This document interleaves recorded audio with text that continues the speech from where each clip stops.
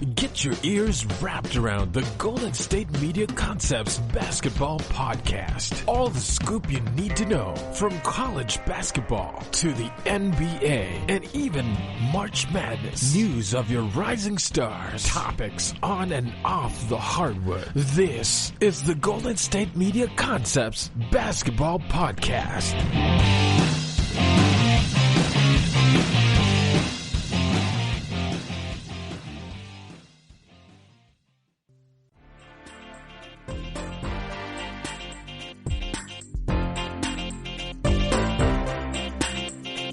Welcome into the GSMC Basketball Podcast, right here on the GSMC Podcast Network. I am your host, Brice Lewis. Hope y'all staying safe out there. Hope everybody's, still getting through this trying time in the world of coronavirus. Obviously, without sports, people are struggling. We're doing what we can do out here. Hope y'all wash y'all hands. Just making sure y'all taking all the necessary precautions to stay healthy as you're getting through this epidemic. And hopefully, we can get back to working normal pretty soon. Obviously, I'm gonna do what I've been doing the last couple of shows. First, I'm gonna give you some news around the league. Just some news, just to keep y'all up about what's going on. But also, I'm going to do 5 more teams today and the review of their season and how I viewed their season also on this podcast. So we're going to get into all of that. We're going to talk about all of that. And, while this is going on, I will still sit here and try to give you basketball content. Because listen, you've seen the airwaves, you've seen the TVs. A lot of reruns, a lot of streams. So, which is understandable because, what else are you going to do? But anyway, into the news. So first news, Christian Wood, Detroit Pistons big man who was diagnosed with the coronavirus, has now officially been declared healthy by his agent from it. So now he is fully healthy again and he does not have the coronavirus anymore. So congrats to him. He's one of the first players we know who's gotten it that we know has recovered from it. So that's actually interesting because I remember the biggest guy is Kevin Durant, and we don't know if he's recovered from your Marcus Smart. Obviously, they were a little bit later, so obviously they were still in the process. But he's the first NBA player that we have been told has recovered from the coronavirus. So obviously that's a pretty big deal. Seeing that he's healthy, because I'm sure again they're not going to start these games until they know every player is tested and is not infected with the coronavirus. And whenever again, I think in a couple of weeks they're going to make a decision on what they're going to do with the NBA season, or at least give an update. But obviously, that's, like I said, that's good that Christian Wood is now healthy after contracting the disease of COVID-19. In other news, Obi Toppin, player from Dayton, declares for the NBA draft. Also, early in the week this week, Anthony Edwards declared also for the NBA draft. Obviously, players, even though they weren't able to experience the rest of their college basketball season, they still have to make decisions on the draft. Obviously, we don't know if the draft's going to stay where it is or they're going to push it back, but they're still making decorations for the draft. Obi Toppin is expected to be a top 5 pick. He built himself into a top 5 pick. He was the best player at Dayton, the best player in that conference, and he definitely earned it. That's why it's a big what if. What would he have done in the NCAA tournament against some of the big blue chip programs? As he is a guy who will probably make a team very happy as he's a projected top 5 pick in this year's NBA draft. And he's an excellent player. So, and he developed himself into that player. So, it's great to see him declaring. Obviously, like I said, also Anthony Edwards declared for the NBA draft. Obviously, Anthony Edwards is a potential number 1 pick. He's a guy who picked Georgia. Surprisingly, Georgia usually doesn't get a lot of big-time recruits. Didn't have the season that he maybe thought he would have had. Obviously, Georgia not having a great season once they got to in-conference play. but he still had a good season. He still played well. He still had big games. And I think, I always say college basketball is kind of weird because in football, you have to go through college and then be good in college to then get your draft grade and to know how good you are in terms of at that moment coming into the draft. NBA, coming out of high school, they literally already know, okay, well, he's a top 5 pick, literally out of high school. I mean, remember, players come out of high school, so that's why they can recruit a guy like this, because basketball is a sport. You can come out of high school, and if you have the skills, you can play with the big boys. It's possible. You've seen it. Obviously, LeBron, Kobe, a lot of guys like KG, a lot of those guys did it. And so, usually guys like Anthony Edwards and LaMelo Ball and everybody like that, it's kind of a, they only do this 1 year because they have to. It's not really going to affect their stock, It's not really going to affect what happens. Like, think about it. Cam Reddish was a top 5-star recruit, came in. He didn't really have a great season at Duke, but was still a top pick. So, it really, your high school is very important to ball hard in high school and dominate in high school to get your draft ranking. And college is more just to basically solidify, put the period on your draft stock as a top 5 guy. Like you think about, remember Kyrie Irving? Kyrie Irving played 2 games at Duke, got hurt the rest of the season, still a top number 1 overall draft pick. Like literally, if you're projected to be number 1 coming out of high school, you're going to be projected number 1 in regardless, unless the number 2 guy just has such a great college year that it's actually becoming more of a question that if he's going to go number 1, you go number 2. Outside of that, you're pretty much going to be a top pick regardless. So it's just, like I said, it's just most important that you ball hard in high school to become a top pick, because college really doesn't mean anything.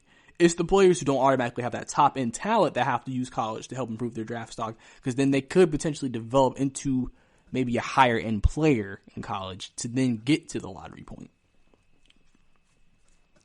Also, Steve Ballmer buys the Forum officially. He's officially purchased the arena in Inglewood. The Clippers will have a new home. Obviously, this is a very, very big deal because now they don't have to stay sharing an arena with the LA Clippers. The LA Lakers. And I know, obviously, since they're considered a little brother, they're very excited about having an arena.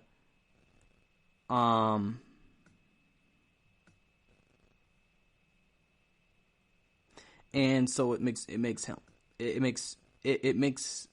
things work out. I think the Clippers are still going to build their own arena, but this is just a temporary arena, I believe, for them to be able to use while waiting for that new arena. I could be wrong. They could be just going to stick with the Forum, but we'll see what Steve Ballmer does. Obviously, he has the money to really do anything he wants. And like I said, this is just definitely another step in the direction of the Clippers trying to separate themselves from the LA Lakers and present themselves as a top power in the NBA and as a team that they want to create and become a storied franchise. They don't want to be known as the Lakers' little brother anymore, which obviously I feel like most teams would want, just because that's just, you're living under a shadow, so expectations are never going to be as high, for a team like the Clippers. And obviously, again, they're trying to change that narrative,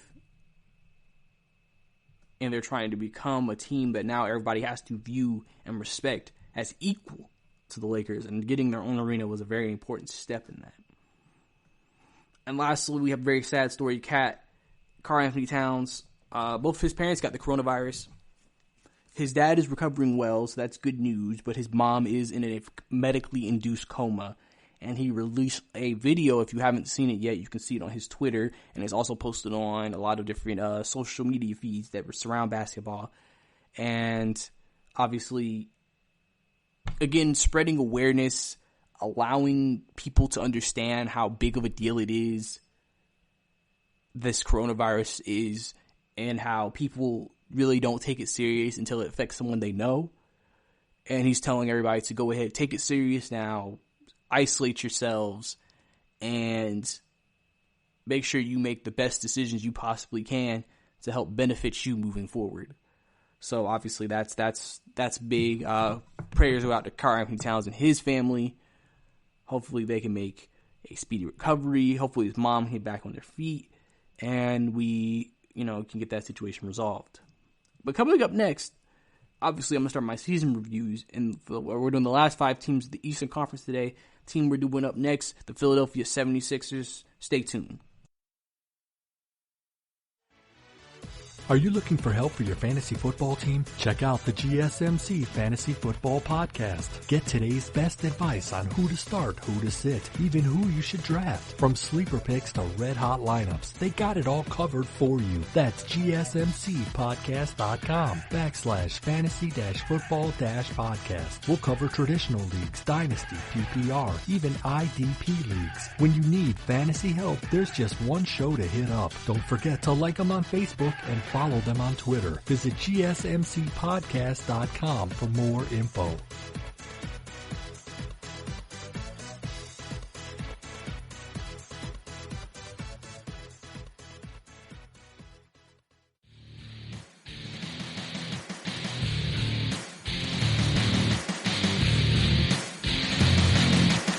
Welcome back to the GSMC Basketball Podcast. Last segment, I just gave y'all some news and notes around the league, different things happening. We talked about Christian Wood fully recovering from his coronavirus diagnosis. Obviously, he's the first known NBA player that has been publicly, as far as I know, said to have recovered from the coronavirus, so that's good from that end. We also talked about Steve Ballmer officially buying the Forum for $400 million. Obviously, now this gives the Clippers an arena they can play in and separate themselves from the Lakers, so obviously that's a big step for them in their franchise moving forward. We also talked about some NBA draft guys, Opie Toppin and Anthony Edwards entering the NBA draft. Both projected to be top 5 picks. And, all you're doing is wishing them the best in their future. And we also talk about Karl-Anthony Towns, his parents being hospitalized because of the coronavirus, him making a video to allow people to understand how serious this virus is. And I talked about that. So if you missed all of that, gotta go back to the start of the show. But now we're in the second segment of the show. And we're doing my NBA team season review. And the first team we're going to do on the show is the Philadelphia 76ers. So, this is the journey. So, the Sixers last year lost on a game-winning shot to Kawhi Leonard in the Eastern Conference semifinals. Their team consisted of Embiid, Simmons, Butler, and Harris. You could make an argument if Kawhi missed that shot.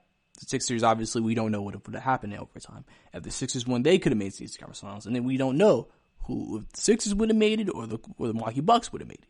We didn't know. We don't know. So the thing is,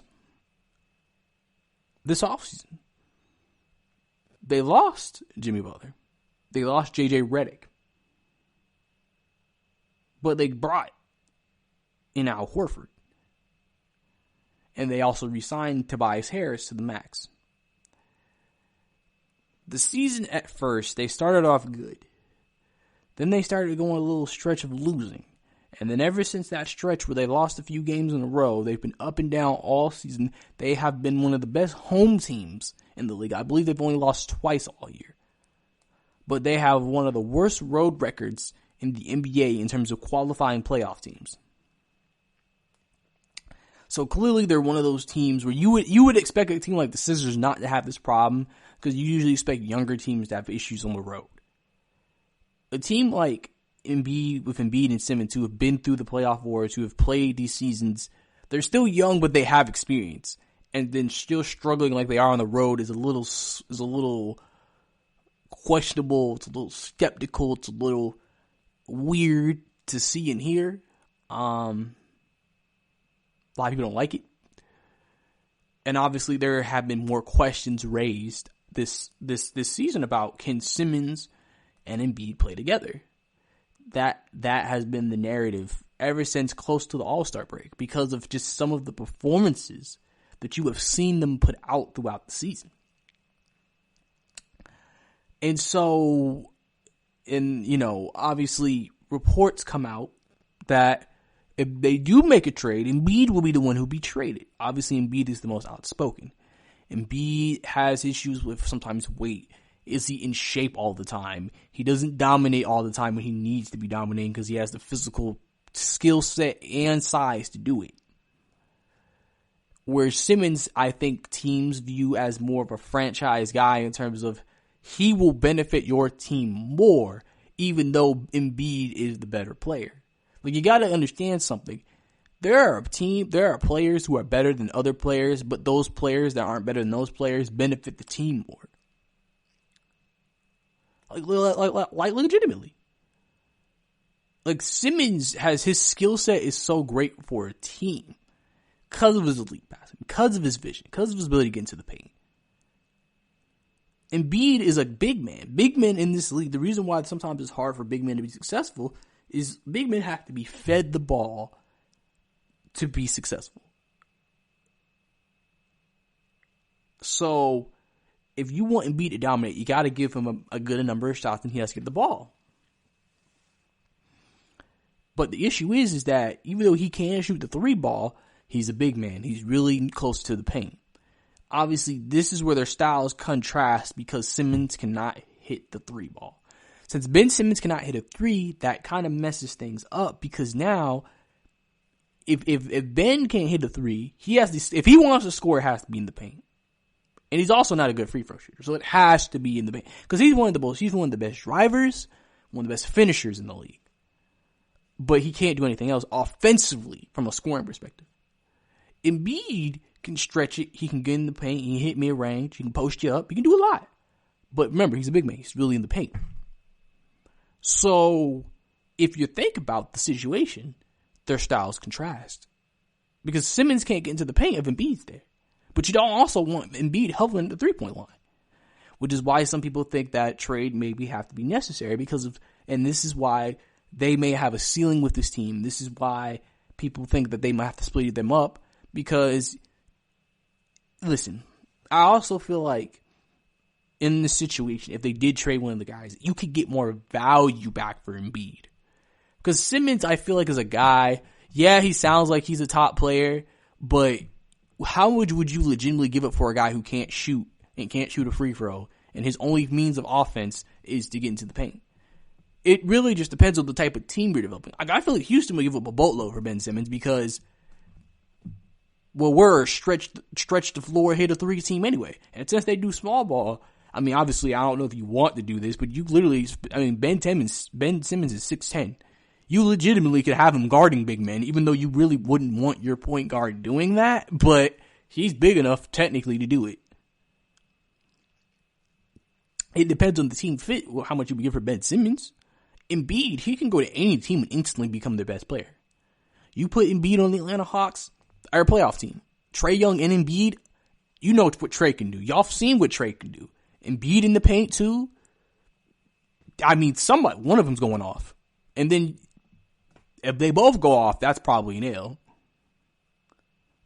Embiid, Boston don't have a true big man. You put Embiid on there? Let's say they were able to get Embiid without giving up Kemba. Let's say they were able to give up not even Kemba, Jason, or Jalen.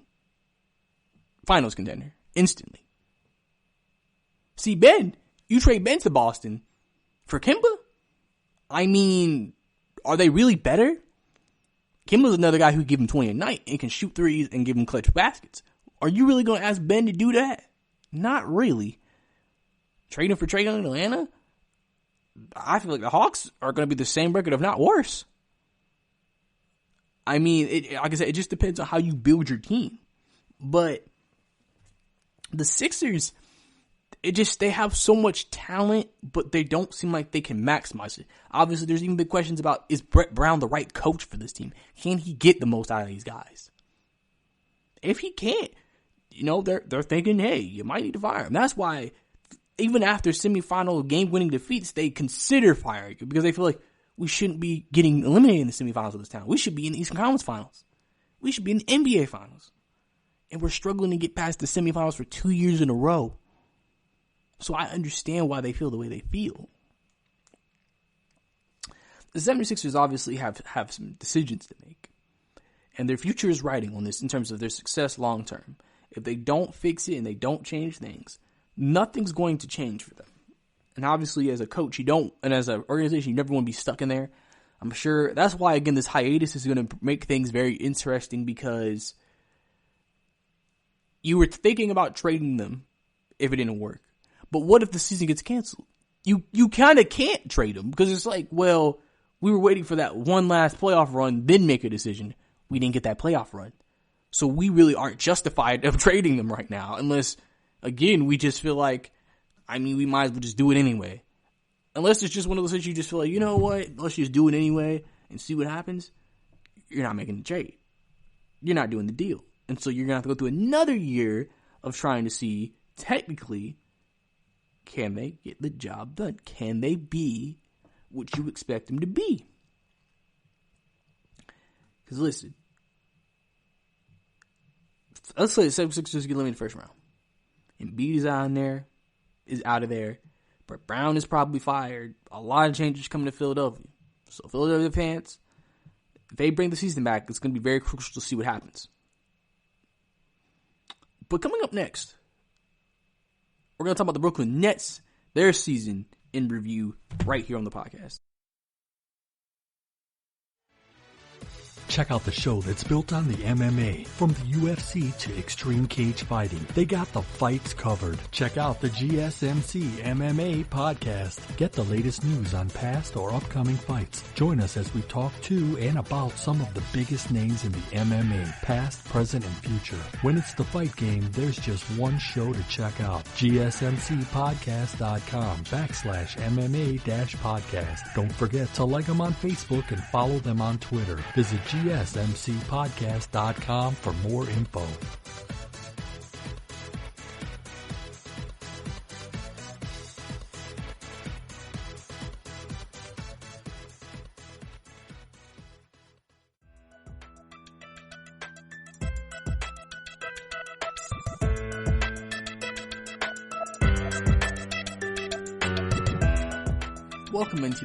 Welcome back to the GSMC Basketball Podcast. Last segment, we talked about the Philadelphia 76ers, their season in review, break it down from what happened last year, this offseason, and basically just the big story surrounding the team is Ben Simmons and Joel Embiid. Can they work together? Can they be successful? Why aren't they reaching their potential? I talked about all of that. Because, that's the biggest story out of this season for these guys. It just feels like they're underachieving. And if they're underachieving, Elton Brand has to make a tough decision. He's going to have to break away one of the superstars and see what he can do with one of them as their main guy. And then maybe can you get another main guy in there? Can you get, what can you do to improve this team so your team, you never want your ceiling to be anywhere less than the NBA Finals. And that's what I think Elton Brand would have to make the decision if they don't make it to the NBA Finals. Or at least get close. But now we're going to talk about the Brooklyn Nets. So, the Brooklyn Nets, obviously last year with D'Angelo Russell, made it to the playoffs. 5-game series with the 76ers. Probably one of the most entertaining 5-game series I've seen in a while. Had a lot of, Kenny Atkinson looked like he was a great coach. He got those guys playing well, and just everything seemed like it was working. It seemed like they had a good future, a good foundation going forward. Organization was run well, good GM, good, a lot of good things. Then the offseason came. D'Angelo Russell was a free agent. He went to the Golden State Warriors. Brooklyn Nets were considered the big prize in terms of the free agents they got, as they were able to pick up Kyrie Irving, who left the Boston Celtics, and Kevin Durant, who left Golden State. And so obviously Kevin Durant was going to be out for a year, so they knew he wasn't going to play next year. But next year, they expected him to play.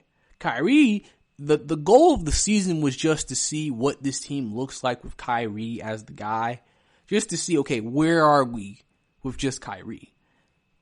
You know, and then you'll see, okay, now add Kevin into this equation. Now where are we going to be? Well, that didn't work out at all this season. Kyrie, first to start the season, even though he was having big games, the Nets were about 4 or 5 games under 500. Kyrie got hurt. They played a little better. They played better. But the whole season, they've been kind of fighting 500 or below 500. And every time Kyrie played, they really weren't that much better, even though Kyrie had great performances. Which then continued the narrative of teams. Kyrie doesn't really benefit teams because teams actually play better when he's not there. But also, obviously, you know, Kyrie made controversial comments about, oh, we need more. We don't have enough on the team. People thought he was throwing players under the bus. Things like that. And just, a lot of things was just not working out. A lot of stuff was just not working out. And just this happened the entire year. And they are currently in the East, like, you know, playoffs. But we're expecting to get eliminated first round. We don't expect to be that good. Then Kyrie Irving obviously has had injury issues. Now gets an injury where he's out for the year. So now both of your superstars are out. And Kevin ain't come back again until next season. So that happened. Then Kenny Atkinson gets fired. Or not fired, but he mutually agreed to be let go because there were reports that the players were tuning him out. And basically the two stars, Kyrie and Kevin Durant, were not behind him. They didn't think he was good enough. They didn't think he was good enough to get them to where they wanted to go as a team. And so, basically, he said, you know, and also they said that he was not very fond of coaching them. So that basically led to that split. And, you know, Brooklyn, you know, obviously Brooklyn's kind of in that situation with the Knicks, except they have their own area where they're going to be always the little brother of New York. But they're the best ran franchise at the moment. Obviously, it's a little bit different now because the Lakers have LeBron, so that kind of ruins bad management, where you can still be relevant with LeBron with bad management because he didn't in Cleveland. Knicks, though, don't have LeBron. That's why they've been notoriously disappointing to fans in these last few years. But the Brooklyn Nets have always been at least a good team. And now the Nets, coming out of this hiatus, have to find a coach. A question that's now going to be brought up. Will Kyrie come back when the season starts? Remember, he was listed out for the season.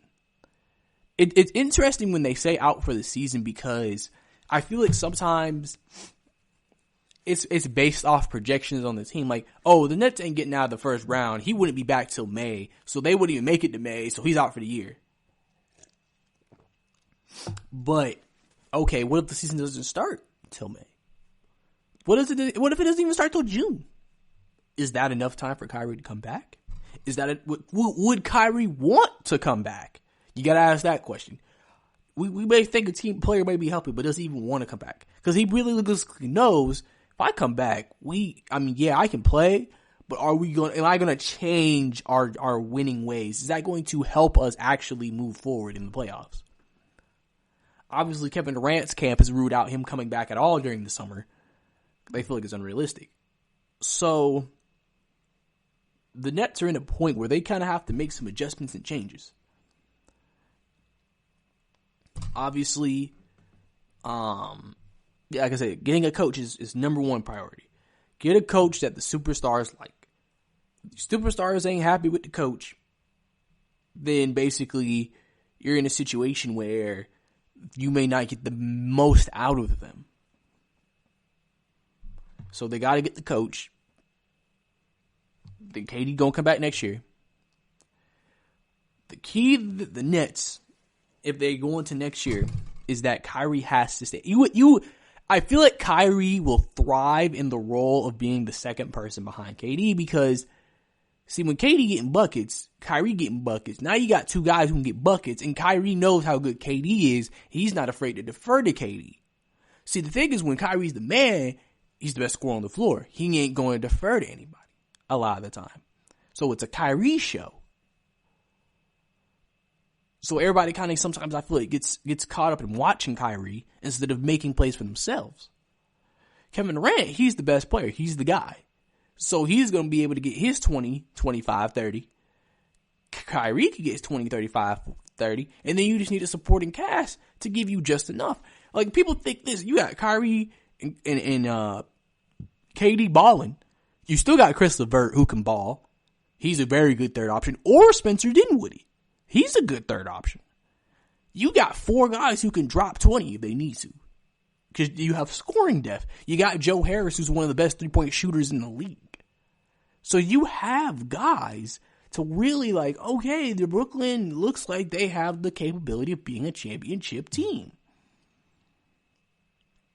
But it's just a matter of chemistry, getting used to playing together and everything. And like I said, that's why it's important to see who they bring in as a coach. You got to see if any of this works. And so the Nets, I feel like this whole season has just been a big, we'll see where we are. A filler, basically. It's a filler season. See where we are. Next season's where now we gonna see what this Brooklyn team is made of because they'll be healthy. We'll see what this team really is because they're healthy. That's what we're going to be looking for, and that's what we're going to be expecting out of the Brooklyn Nets next year, which a lot of people expect them to be in the championship picture. And so that's going to be super important that they're able to reach those expectations, because obviously they're spending a lot of money right now on trying to get this team where they want to go. And you want your investments to pay off. So it'll be interesting to see what happens. Brooklyn, has all the potential in the world to be one of the best teams in the league next year. And that's honestly what we're waiting for when you're a Brooklyn fan. You're really not caring too much about this year. You're caring more about next year and what's going to happen with the team in a year from now. But coming up next, we're going to go to the other New York team, the New York Knicks. We're going to give you their season in review right here on the podcast. Check out the show built around the women of MMA. From the UFC to the extreme cage fighting, we got the fights covered. Listen. It's the Golden State Media Concepts Women's MMA Podcast. The latest news of upcoming fights, discussions of previous matches. Join us as we talk to and about the biggest names in women's mixed martial arts, past, present, and future. When it's the women's fight game, you know where to listen to. The Golden State Media Concepts Women's MMA Podcast.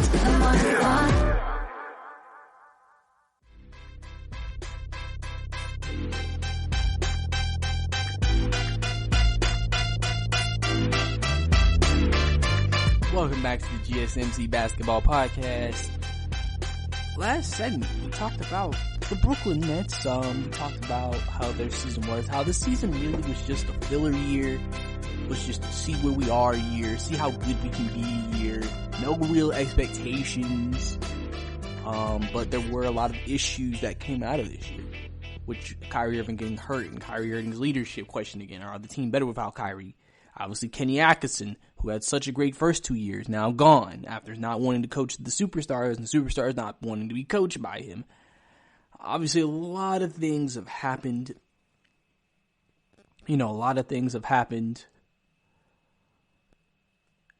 Amongst the Brooklyn Nets, and obviously their big thing is next year, the championship, seeing what happens, seeing what it becomes, seeing what their investment into Kyrie and KD turns out to be as they try to compete for a championship moving forward.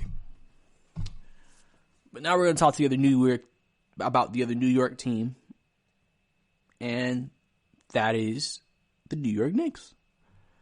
So obviously the Knicks obviously are a very disappointing franchise.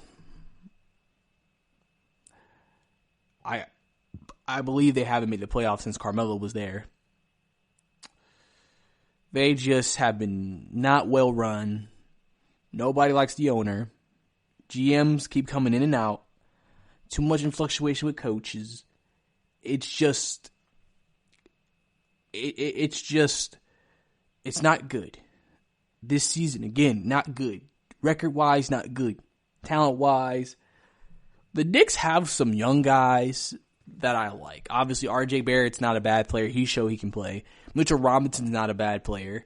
Kevin Knox had a better rookie year, I would say, than his sophomore year, but he can play a little bit. They have guys, but they don't have a guy, if that makes sense.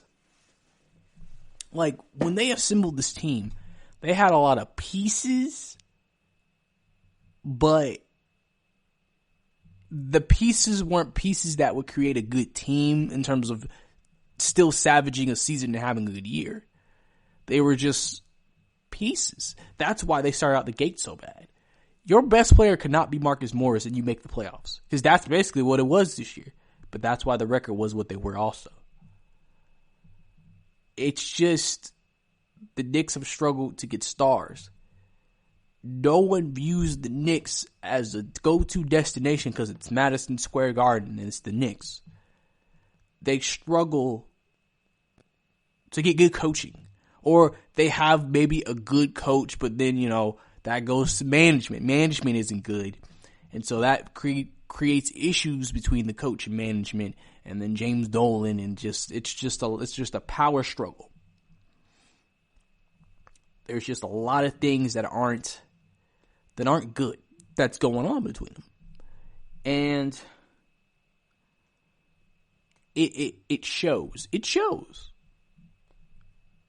The Knicks just have too much going on. And they gotta...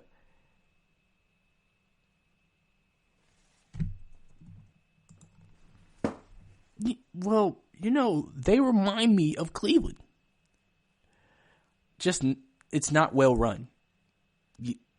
Listen, if you don't like James Dolan, okay.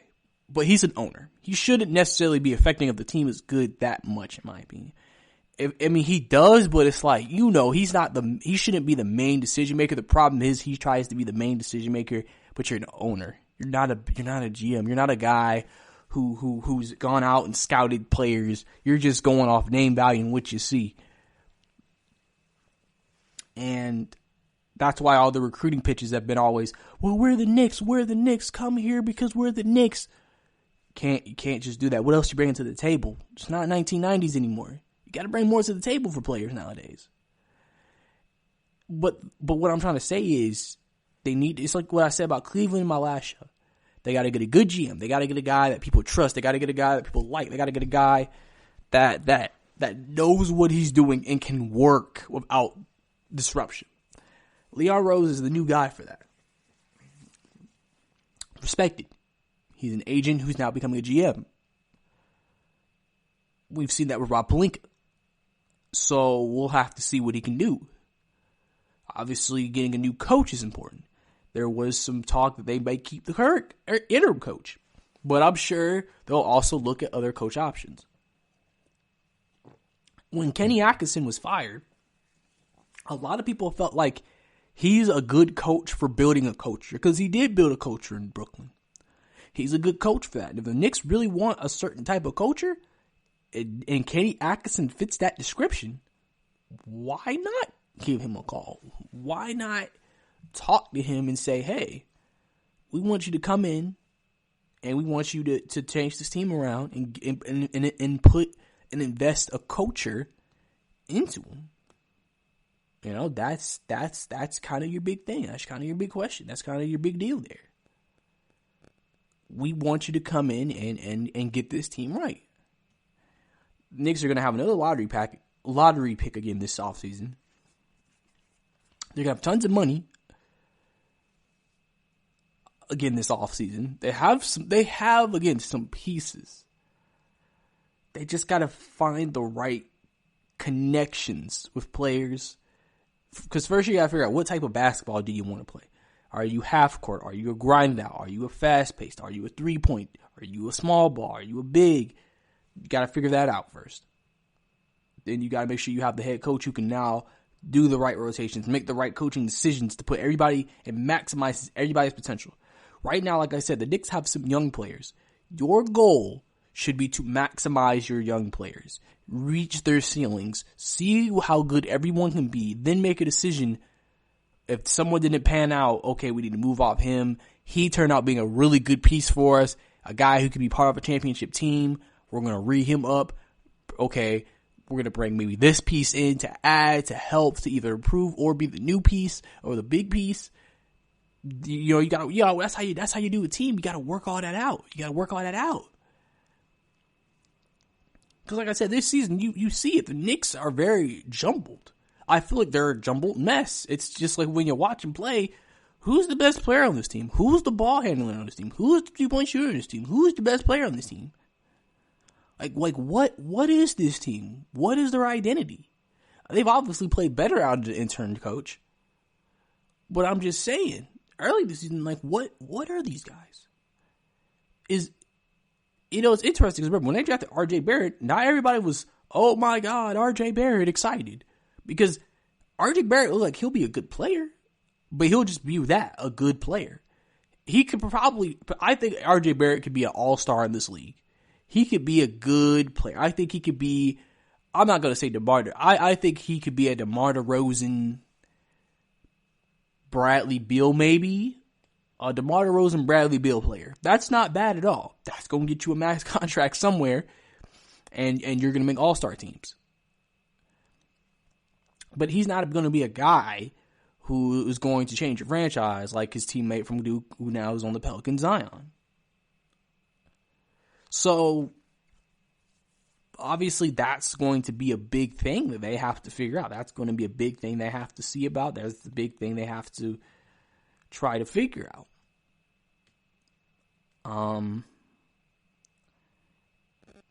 Because, they have goals moving forward that they want to reach. And to reach those goals, they have to make certain decisions. You got to start hitting on your draft picks. You got to start signing players that make a difference. Because you're probably not going to be able to get a star to come to New York. See, if you have a good culture and a good structure, a good organization, then a star might enter free agents thinking, well, the Knicks are scrappy. They play well. They have good coaching. They have good organization. They have good structure. It's Madison Square Garden. You could start using the appeal of the Knicks again. And then think, well, if I add myself to this equation, we can then make championship contenders, top of our conference. That's what gets players or bigger time players to come to an organization. Unless a player has his eyes set on going to a certain team regardless of the situation, that's how you're going to reel in the bigger fish or better players. You got to give them something where it's like, look what we have. Look what we can give you. We can give you this and still be successful. And that's going to be the big thing for them moving forward.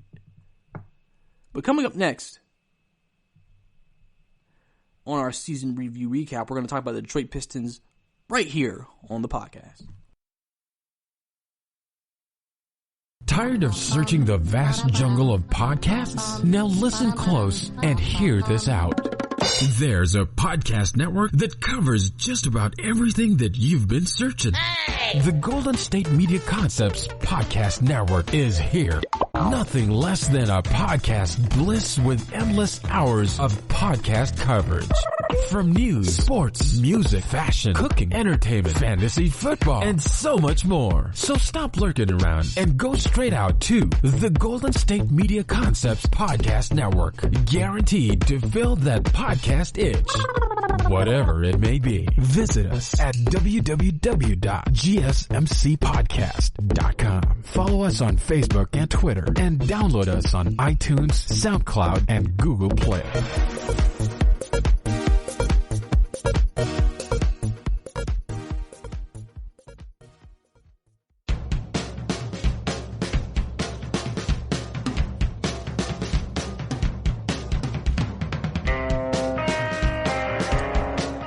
Back to the GSMC Basketball Podcast. Last segment, we talked about the New York Knicks. We just discussed It was a season in review, but we know how the season went. It was more a franchise in review, really. Just talking about all the issues the Knicks have had. Things that they have to do to fix it. Things that they have to do to change this franchise's fortunes.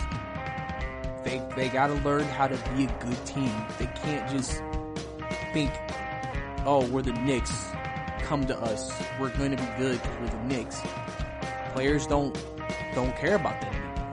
It only matters if you are a good ran organization.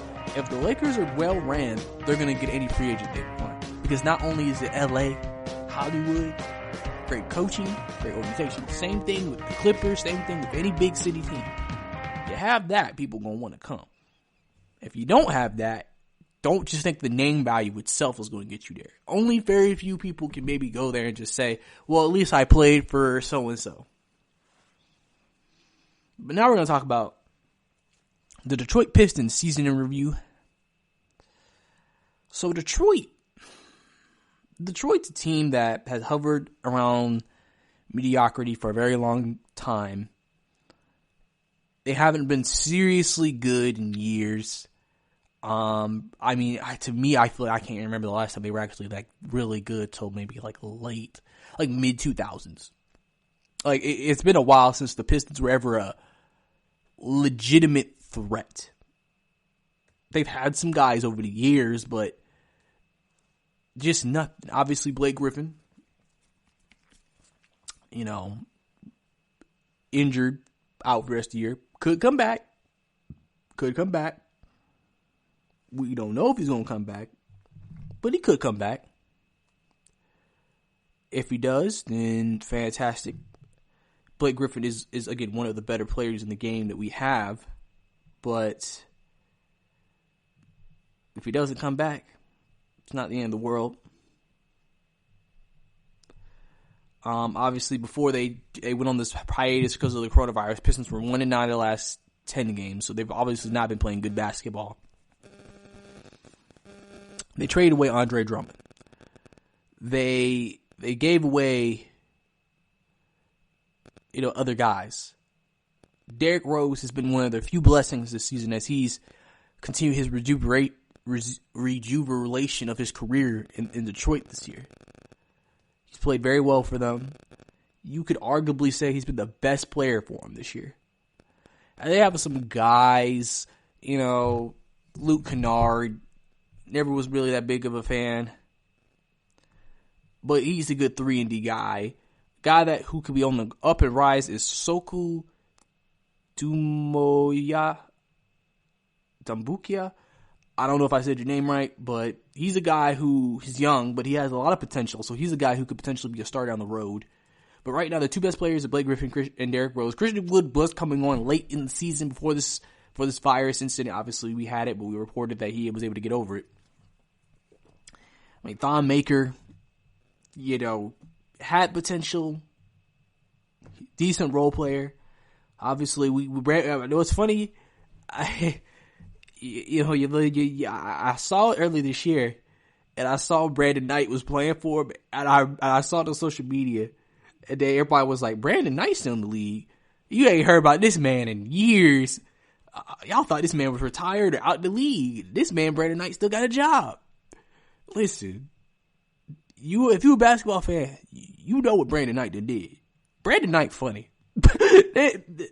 Man, it ain't even a roast. It's just, if you've seen his lowlights, shocking the fool moments, boy, that man, Brandon Knight, man, he's something else.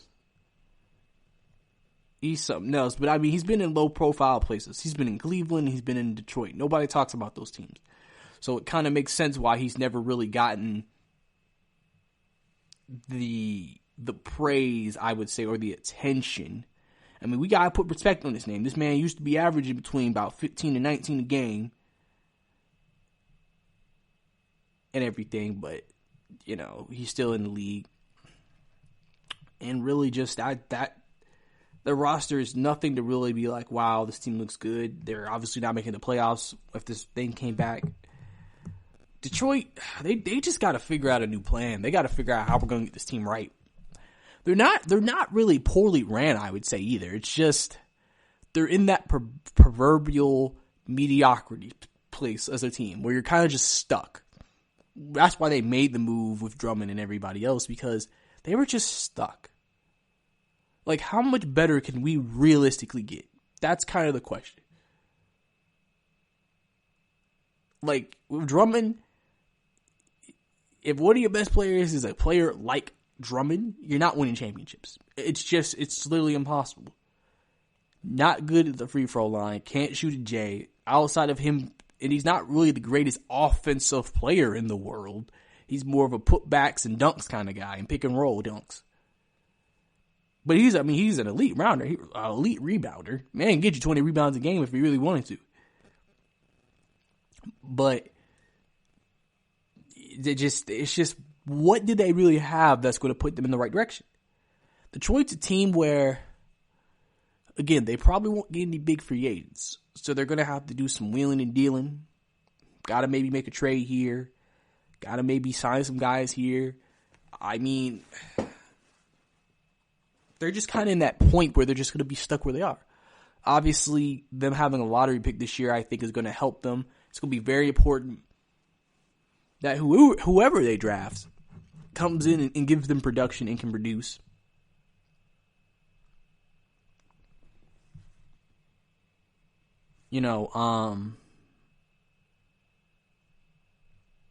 It's kind of one of those things where you kind of just, you see what this team is on paper. And so you just kind of know what they are. I mean, right now they have the fifth worst record in the league. So if this was by regular NBA lottery standards for the last few years before last year, if everything worked out, they get the fifth pick, which would still maybe get them a guy like Obi Toppin, who was projected to be a number 5 pick. Some people think he's going to Detroit. I think that would be a great selection if they could get Obi Toppin, because they needed somebody to replace Drummond. And I feel like Obi Toppin has a better ceiling than Drummond, where he can get you rebounds, but he can still get you about 20 a game, potentially 18 a game, 18 and 8 kind of guy.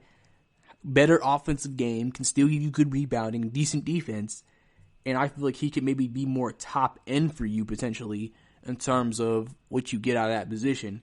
But if they could get anybody really in the top 5, if they can even get, if they end up getting the first pick, James Wiseman would be a great pick for them. Anthony Edwards. I mean, anything really can help Detroit right now, because they need it. There's the team that's just in a mediocre state, and they need something to really. They need a piece that can get them somewhere. Drummond was a piece that really couldn't get them anywhere. It was only, what could you get around him, and they would have to get him somewhere. But if you can't get, you ain't getting a star to come to Detroit, so that's kind of a limited ceiling for the team.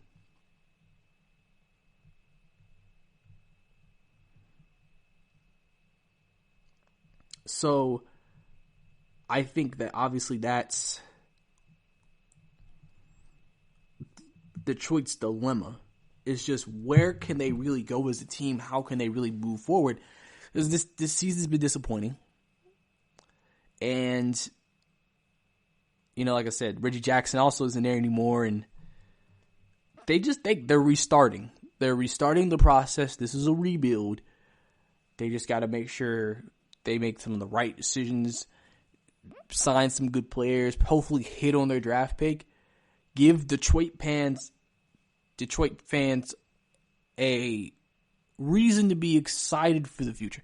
Usually in rebuilding processes, we're building excitement for the future. We're bringing in young talent where we might not be great right away, but we will be in the next few years if we hit on some of the guys that we bring in, and then we'll give a better product to you, the fan. So that's pretty much where Detroit is, obviously. So I'm sure they're like, the season's really not going to do anything for us, so we might as well just cancel it or start in the playoffs, because Detroit's not going to do anything. But coming up next, last team in the season review, the Milwaukee Bucks, right here on the podcast. This is your ultimate stop for everything sports. The Golden State Media Concepts Sports Podcast. Should I say more? From the NFL, MLB, the NBA to MMA, it's all in here. The Golden State Media Concepts Sports Podcast. Listen now.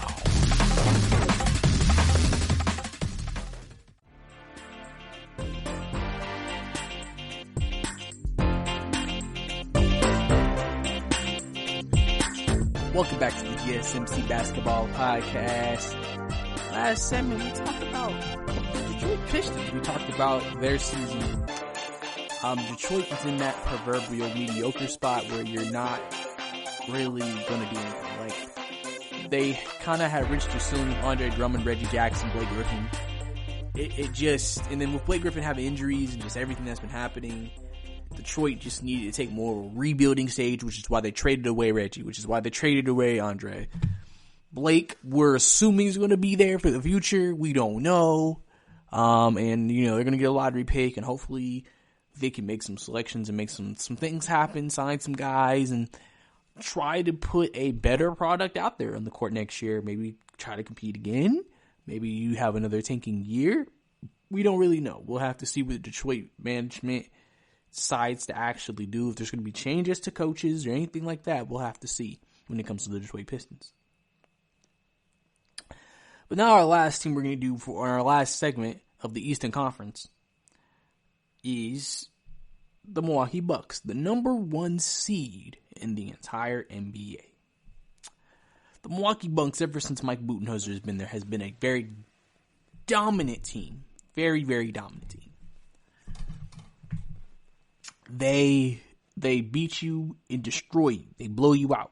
They're top 5 in defensive efficiency and offensive efficiency. Giannis has became an MVP under Mike Budenholzer.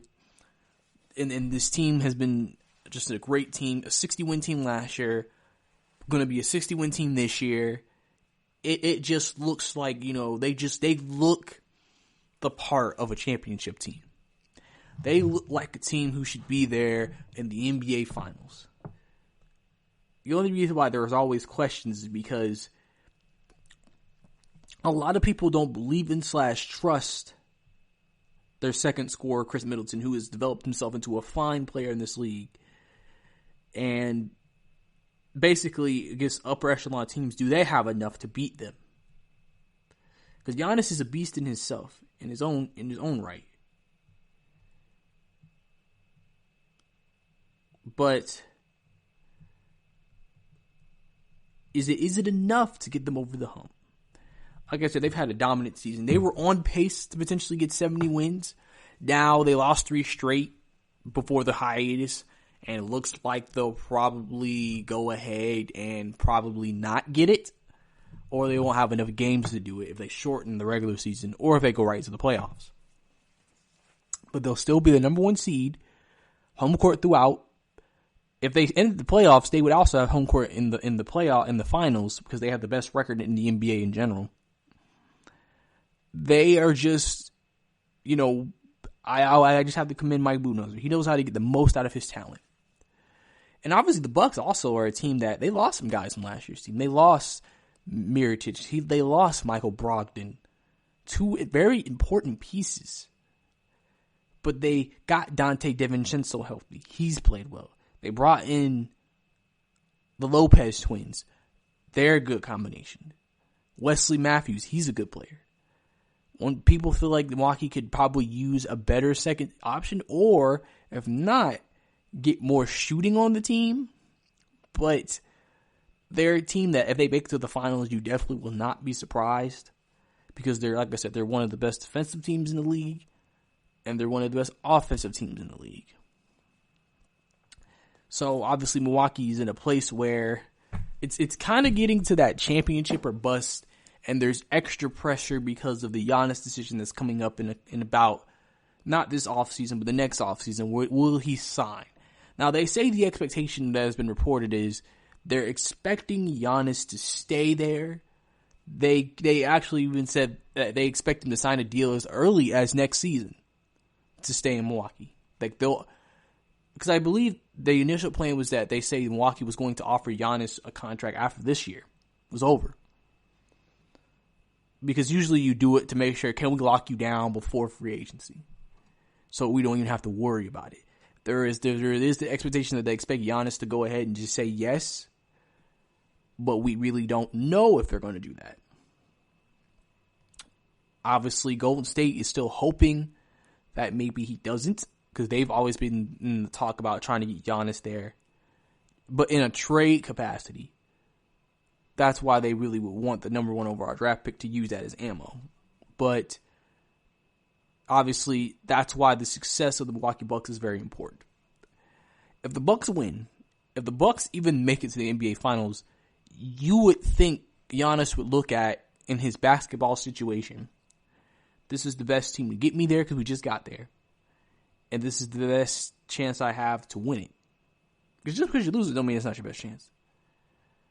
Because usually the team that you lost to doesn't even have room to bring you in. So, and then also it would make you look a certain way if you went to the team that beat you for it. So, it's kind of one of those things. It's kind of one of those interesting situations. It's a situation where, if you think about it, Milwaukee does a lot of things well. They have a lot of good players. George Hill, Eric Bledsoe, Dante DiVincenzo, the Lopez twins, Pat Connaughton, Chris Middleton. They're deep. They can go about 10 deep. Reliably. Wesley Matthews. I mean, it's really just a question of can they put it all together when it matters.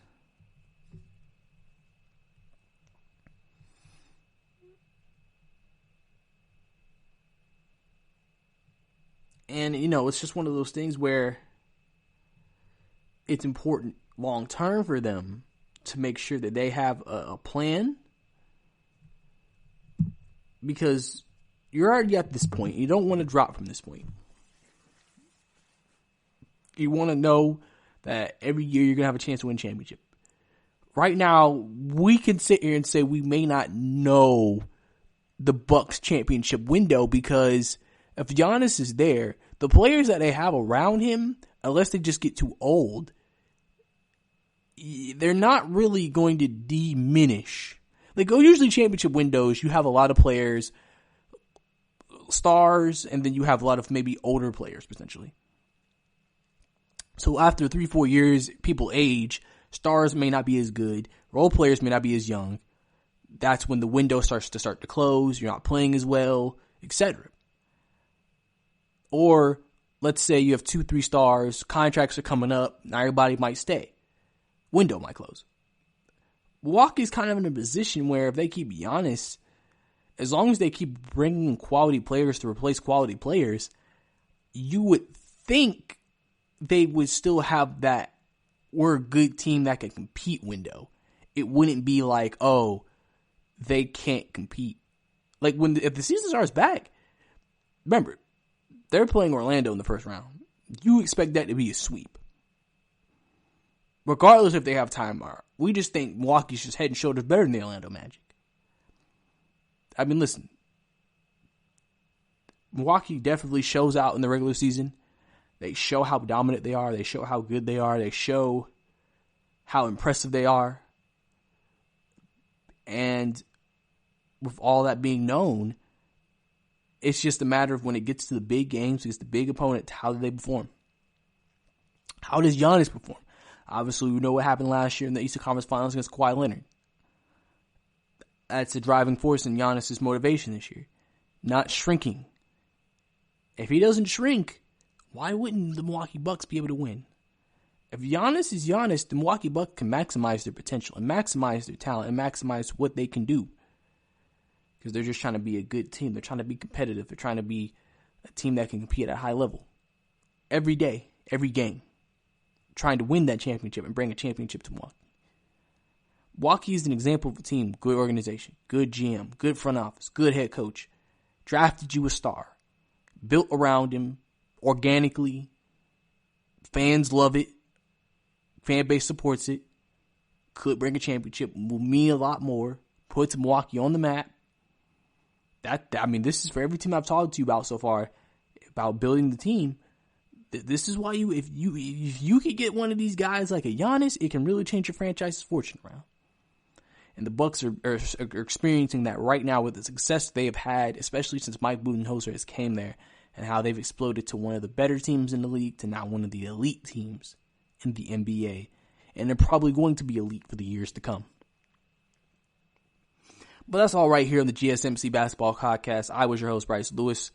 Don't forget to listen to our other amazing podcasts. We'll be right back with you with our next show coming out next Tuesday. Please stay tuned for that. And have a good day. And stay safe. Stay clean out there. You've been listening to the Golden State Media Concepts Basketball Podcast, part of the Golden State Media Concepts Podcast Network. You can find this show and others like it at www.gsmcpodcast.com. Download our podcast on iTunes, Stitcher, SoundCloud, and Google Play. Just type in GSMC to find all the shows from the Golden State Media Concepts Podcast Network, from movies to music, from sports to entertainment, and even weird news. You can also follow us on Twitter and on Facebook. Thank you, and we hope you have enjoyed today's program.